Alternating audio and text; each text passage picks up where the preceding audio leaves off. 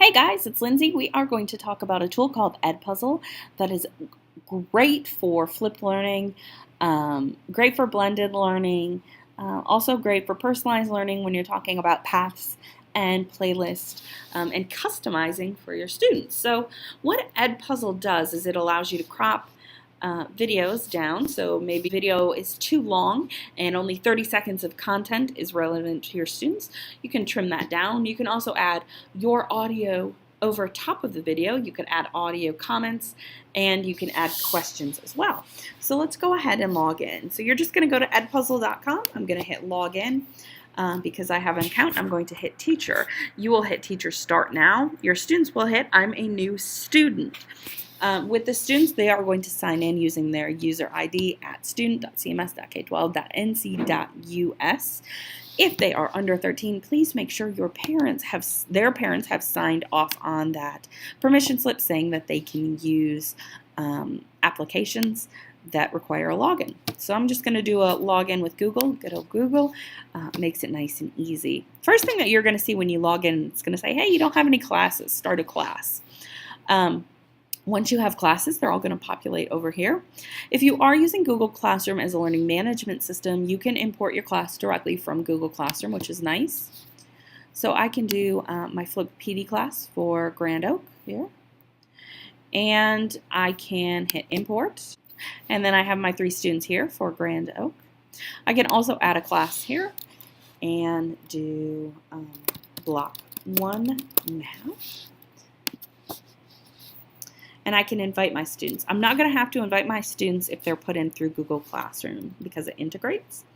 If I'm using something like Canvas, I will have to invite my students. Very easy to do by code, or throw this link in Canvas. They can click on it and they'll be enrolled in your course. All right, so let's take a peek. So I'm going to do flipped PD for Grand Oak. And the first thing we're going to look at is we're going to search into the content. It will pull videos from multiple channels. You can see on the left-hand side, these are all very reputable sites. If you're pulling from EdPuzzle, it's actually going to pull a copy of somebody else's video that has been trimmed or questions have been added into, anything like that. You can see this has a green question mark. That means there are questions added into the video. Red scissors here means it has been edited, clipped down a little bit. All right, so let's search YouTube, and I am just going to do basic fractions just for fun. So basic fractions, I actually previewed this one. This one looks like it will work perfectly for us. Please remember to preview videos all the way through before you show them to your class so you don't get a surprise at the end. Nobody likes that. Hit use it, and then voila, here's my video. Maybe it has a long introduction. Let's learn fractions. Understanding fractions can be easy as 1, 2, 3. Just watch this video and you'll be using fractions with ease. It's easy to count whole things like a pizza, a pie, or a donut. Okay, so maybe I want to cut out all that beginning and I want to really start playing there where she's kind of talking about little introduction to what fractions are. I can also edit from this end too if I need to.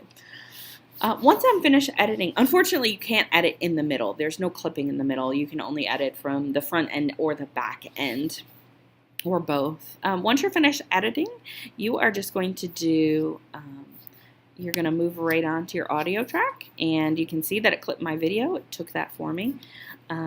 If you want to record an audio track, what that means, you are re-recording the audio for the entire video is what an audio track is. So maybe they're using vocabulary that doesn't follow Common Core, and maybe that would be necessary to record the audio track. Just remember that if you do choose to record an audio track, you are recording for that entire duration of the movie. You can't just do like 20 seconds of the clip. You have to do the whole 2 minutes and 26 seconds, if that makes sense. The next one is audio notes. So what those audio notes do, it allows you just to pop in at random places in the movie and add a comment that will pop up. Okay, so here's our pizza. So there are 8 slices here. And I can say, Make sure you count to see how many slices of pizza you see before you put the denominator in there. Make sure you count to see how many slices of pizza you see before you put the denominator in there. Fraction, the denominator would be 8. Okay? If you normally eat 1 slice of pizza, then 1 would be the numerator. That means that you eat 1/8 of a pizza. I can put in another audio clip if I want to. So if you eat 2 slices of pizza, you eat 2/8 of the pizza. Okay, so you're eating 2/8 of the pizza. Okay, and then I can continue on. And of course, if you want to talk about 1/4 and what that means, you would talk about that there as well. They obviously left this just very simple. The final feature is the quiz feature, which is really neat. You can go through at any point and you can talk about, so let's see, so 2/8. All right, well, let's go ahead and say,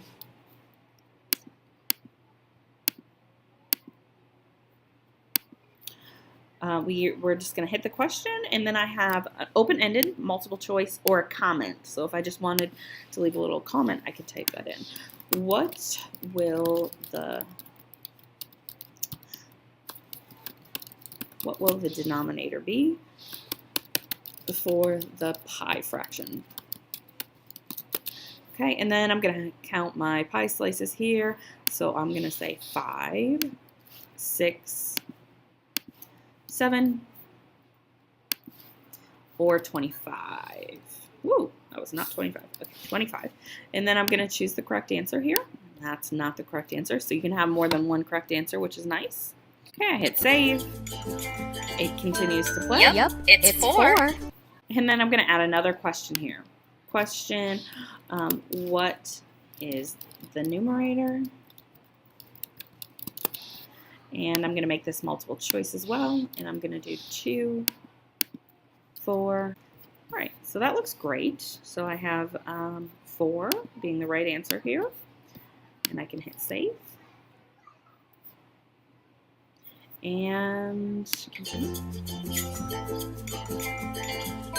Yep, it's 4. I'm going to hit finished. I'm all done. And then I'm going to send it out to my Grand Oak PD folks, so it's going to get sent out to those guys. You can prevent it from skipping, and you can also assign a due date and a time that it would be due if you are interested. I'm going to hit send, and you can see that I have this progress, and you can see nobody has worked on it yet, probably because I just did it, and you don't have to do this, I promise. I will show you in one class I have 22% of mine completed, and then in this class I have 17 completed. So let me do progress here. And you can see that Carrie finished 50% of his quiz. He got a 50 out of 100, but he did not watch the video all the way through, and as did the rest. So I also can grade them and see any open-ended questions that were there as well, which is nice.